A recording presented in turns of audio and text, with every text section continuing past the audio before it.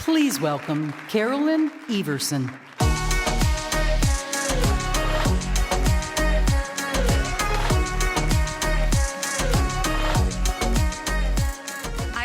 I'm about to talk about my confidence issues and how they were rocked when I was fired, and I have more confidence issues than I imagined because getting on this stage after Jayla did her dance, I just saw her backstage and I asked her, I said, would you come back out with me?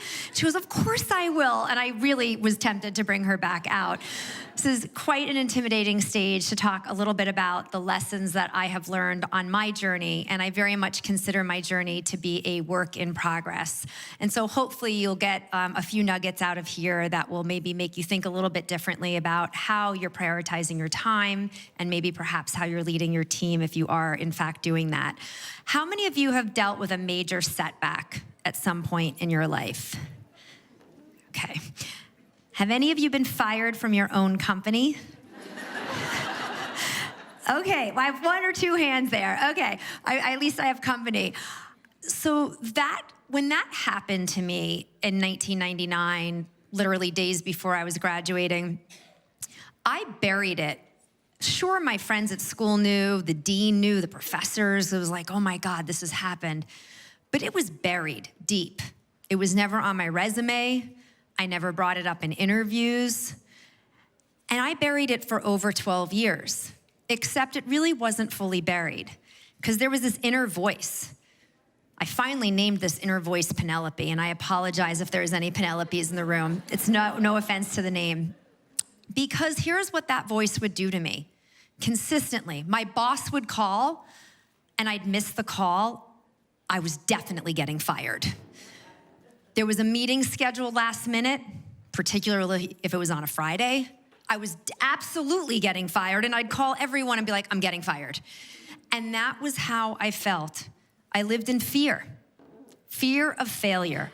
And sure, that drove me to work harder and harder and harder, but it was really impacting my confidence. And yet on the outside, I had to portray that things were great. My career was moving in the right direction, so everything must be okay.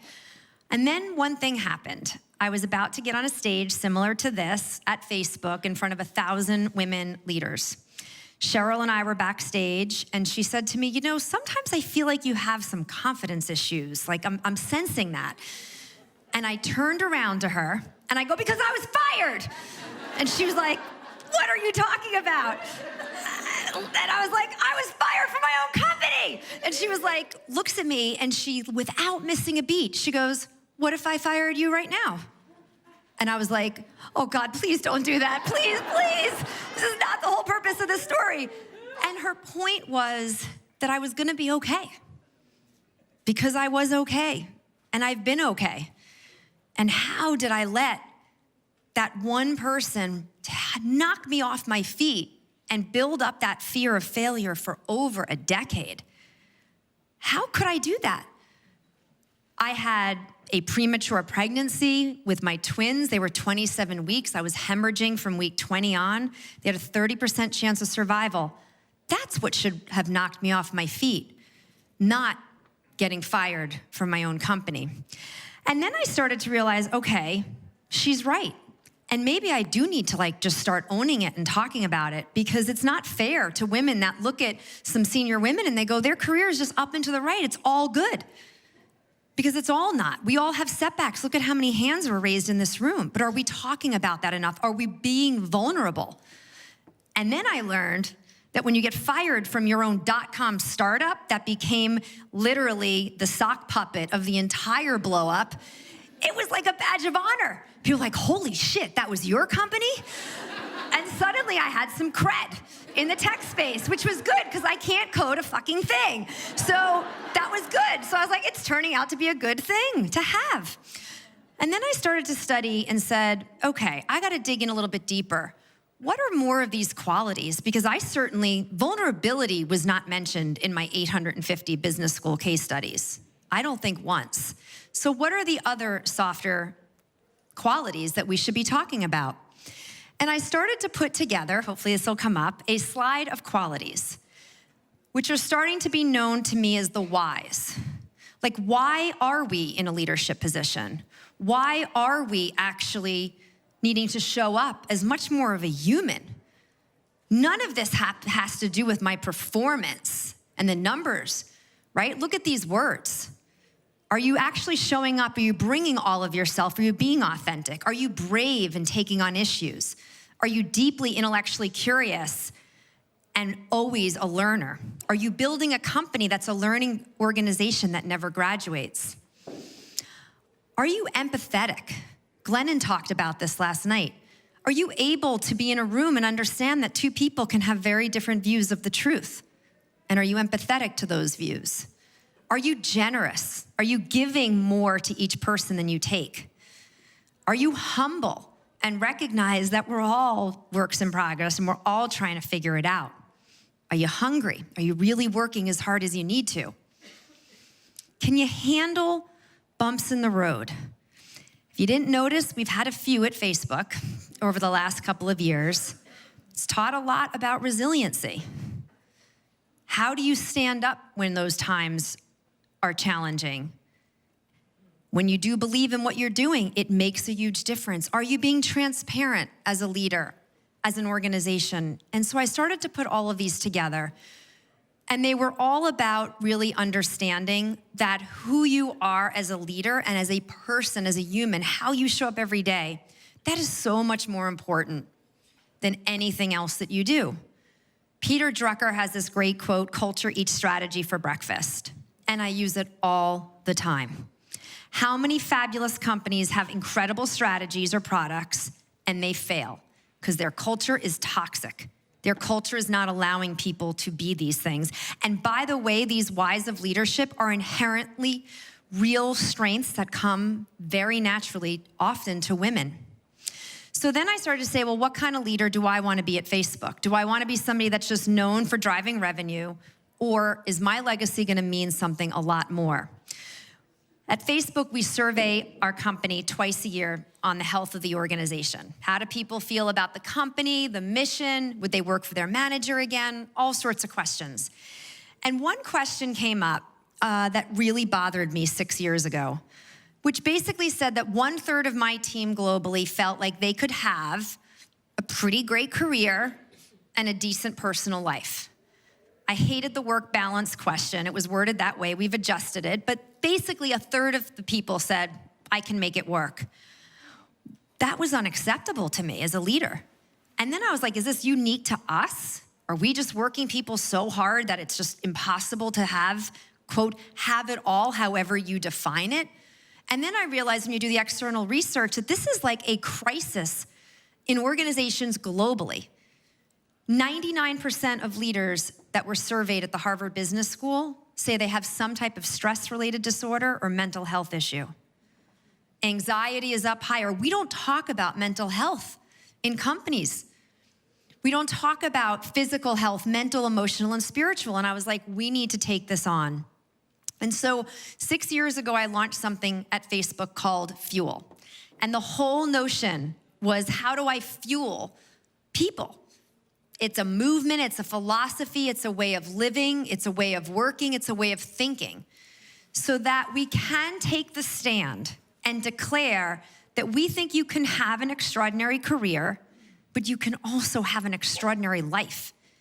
And I never want people to make a decision between one or the other. And even if you didn't think this was right from a moral or ethical stance, then you look at the data and say, well, can I look through it through a business lens? It turns out that companies that have happier employees, happier is a broad definition. I hope over time, that is, as people are investing in companies, they'll not only look at the financial performance of a company, but they will look to see whether or not there is a healthy culture. Imagine that. It turns out that the healthiest cultures outperform the S&P 500. So even if you didn't want to think about it from a good standpoint, like a moral and ethical, it makes business sense. Now, at the core of Fuel, and there's a whole bunch of programming, and I don't have all the time to go through it, is something that is the cornerstone of it. Lisa McCarthy with the Fast Forward Group, who I know spoke here last year and is having sessions tomorrow morning, has been my partner every step of the way. And she has worked with us on vision writing. So what is vision writing? It is at the core of what we do on Fuel.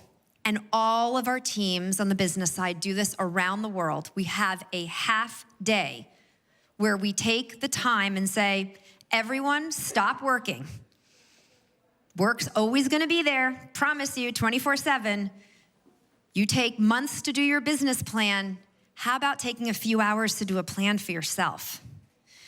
And so the process that Lisa taught us is to, quote, fast forward, the name of her company, a year in advance, and imagine that you have accomplished all that you have wanted to accomplish. But it's gotta be bold. It's gotta be dreaming big.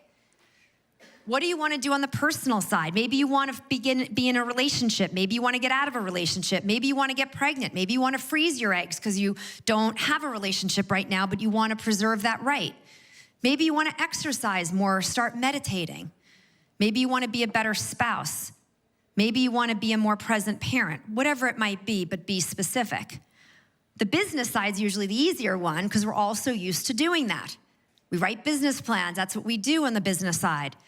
But don't just write the revenue or whatever your targets are. Talk about how you wanna show up as a colleague. What do you wanna learn? How do you wanna show up in the industry? What's important?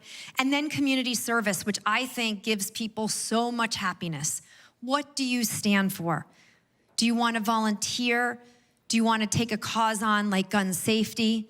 Do you wanna go visit and actually immerse yourself? Whatever it may be, and write it all down. Now, mine is multiple pages. Sometimes people do it in pictures. Sometimes people write a few paragraphs. The act of writing it and then sharing it means you're 42% more likely to achieve it. I share mine with the entire company.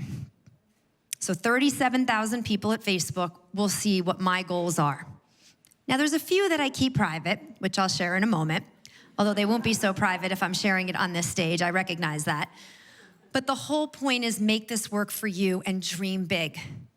Because if you're clear about your priorities and what's important to you and you vision yourself as achieving them, it's unbelievable. And I've seen transformational change with my teams around the world. Now, sometimes these visions and pictures of our life on Facebook or Instagram or anywhere else can feel like everything's going great. She's achieving it all. She's volunteering. She's at these conferences. I said I was gonna run a 5K. I walked. I still can't run more than a couple of miles. I'm working on it. It all can look good. But the things that are the most authentic are the things that actually relate to people more than anything. The picture's more like this, which is, this is me coming off a plane, a red eye, not having enough time to go to Montclair, New Jersey to change, so I'm changing on Becca Foy, my colleague's floor. And she hands me a Perrier and I just start laughing because typically I'm changing in a bathroom at an airport. So this seems like an upgrade. And then this is what I go home to. This is my bed. Some of you may have the reaction, ew, she's got dogs in her bed. Those are 3. I have 4 dogs, so sometimes there's 4. That's one of my twins. And you might be going, well, where the hell does her husband sleep? Or her, for that matter. That's the area that I'm failing on. Not doing so well on the sex goal that Lisa McCarthy told me to put in my vision.